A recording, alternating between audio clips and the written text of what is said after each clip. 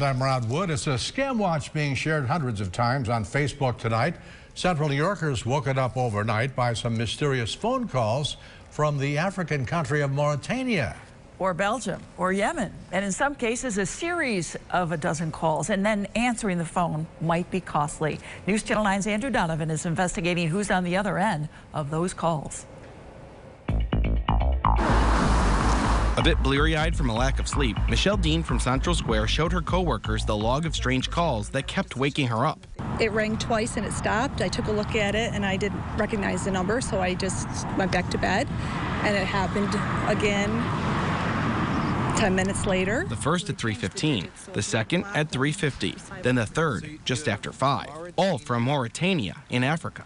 I sort of got concerned that it could be one of my children that are away at college, so that I did call the number back, and all I heard was a little bit of muffling in the background of a gentleman speaking. I couldn't make out what he was saying. Michelle fell for the trap. Her calling back is exactly what the scammers want. It's been given the name One Ring or One Geary scam. When you do call back, these are like the old psychic hotline numbers. They're caller pays, so you could be on the hook for $2, $3, even more per minute. The FCC warns those who call back may be connected to an international hotline that charges per minute and shows up on bills as premium services. In some cases, the scammers get a cut. The simplest way to protect yourself is simply don't call back an international number you don't expect. You can also get robocall blocking apps on your cell phone. Many, like Umail for Android, give you an option to simply block all international numbers and the problem goes away. When Michelle called back, she heard only muffled sounds on the other end. I called back the numbers just a little bit ago, and they were busy or disconnected. An FCC spokesperson says as for why 315 numbers were hit, he can only say robocalling technology is cheaper and easier for bad guys to make mass calls. Rod and Christy. Yeah, we definitely got a hit. I got one last night, 3 a.m.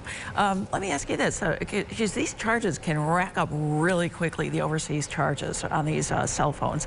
Is there any way Michelle or any other victim can get their money back? Well, we're trying to figure that out right now. This affects all cell phone carriers, but we talked to Verizon Wireless because she's a Verizon customer. A spokesperson says it's the customer's responsibility to protect themselves from scams. Verizon doesn't have a general policy to waive fees related to scams, but they're willing to work with each person and kind of decide on a case-by-case basis if they can waive something like that. But the best advice is to be aware. We have a lot of information posted on localsyr.com. You have to protect yourselves from these scams because they're only getting more sophisticated and more people are falling for them. Sure.